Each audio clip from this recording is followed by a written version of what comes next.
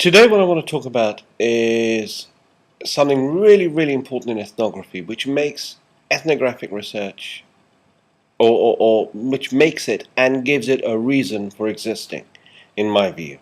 And that is uncovering things that people can't even tell you about, because they don't even realize they're doing. Which is why observation and video and filming is so critical to this. Because it can so easily be missed. What I'm going to talk about today only happened, we only discovered it because we had to view so many examples over and over again to come up with ideas. We just couldn't see anything in these clips that was remotely interesting. And suddenly, like a clap of thunder, epiphany, whatever you want to call it, it hit us. The four-step selection system.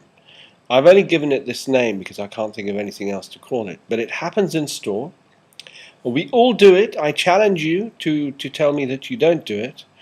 And it's this. Go to a fixture, find a reference point or a default. This is a product or an item that you will walk away with if you don't find anything better or anything that fits your needs more suitably. And the second step is to compare against it. So finding this reference point is not a fun thing to do. It's the key to the category. And also what's really important is wherever this reference point is, it anchors you to that point at the fixture. It's very important. So you then compare against it. Usually you hold on to your reference point, and then you find your final choice. And your final choice will be one of two things. Either your reference point or what you've been comparing against it. Now, if you don't find anything, you haven't found the reference point. In other words, once you find the reference point, you are going to find something to pick up, because your reference point will be your default anyway. But people who are looking for a reference point, if they don't find their reference point, they may well walk off the category. Once you make your final choice, you then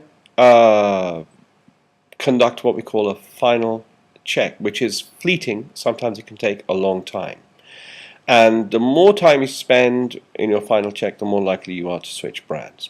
Now you may say to me, CMAC, I've never, ever, ever done a four-step system. If I go to my shampoo category in Tesco's, I just pick up my shampoo, I know what I buy. But if I were to change that fixture around, put a price point in, promotions, offers, etc., I could make you do the four steps all over again. I've done it. I know I can do it. So there you have an example of a really good ethnographic insight that came out of observations, that came out of scrutinizing video. Watch these two next clips and tell me what you think. Thank you. So she is looking for a reference point, a benchmark, a default against which to compare. And she's looking, I think, yeah, she's found it. That becomes her reference point, and with telltale signs she'll hang on to it, and now she's comparing. This is the fun bit. This is the enjoyable bit. The stress is finding the reference point. It's a really nice category because it's not branded, it's just straightforward bread. And here she's comparing. In this case, in this clip, with this respondent, she hangs on. Her reference point becomes her final choice. She does a very quick final check too. Did you see that? She looked at the category. Nice example. This is a really nice example. It'll be filmed in Palermo, another four-step system. Now here it's a dairy category, and she's with her son. They're trying to find a reference point. They take much longer to find a reference point or a default benchmark, whatever you want to call it. Still looking, and her son is now trying to influence the reference point.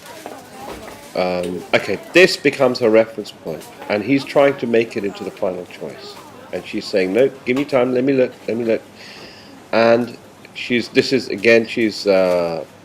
browsing now. She chooses an alternative. In this case, compared to the last example, the reference point leads to an alternative, and she does a little final check. You saw that. I don't know if you just saw that. I just wanted to sneak in right at the end this thing that we've filmed events just like the two you've seen all over the world, across cultures, regions, genders, age groups. I mean, kids who can't even read, holding up packets of cereal and doing beautiful four-step systems. It it is an instinctive human trait, basically, when it comes to choosing. And next time you go to the supermarket, or when you're choosing anything, you can apply this to buying a car. It doesn't need to happen in a short time frame like we've seen in the bread fixture or the dairy category. It can happen buying cars, buying a house. But next time you go to the supermarket, or next time you're choosing something, if you were to go straight to your selection point and pick it up and say, well, see, I didn't do any four steps.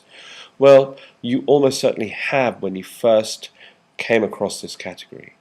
And the category hasn't since changed, which is why you know exactly where to go to. But if we were to switch things around, like I've already said, I could trigger a four steps all over again. What's the point of it? What are we going to learn from this? Loads and loads about in-store category management. We've done lots and lots of work on this. It also says an awful lot about how we choose things and how we live with things in our homes. Because remember, we don't do standalone in-store studies. If we have, it might have been one in every 5 years or something. Most of our in-store work happens because we want to see how it fits into their in-home lives. And in that respect, these are really, really powerful observations. So I hope you found this interesting. And add to the debate, contribute. Thank you.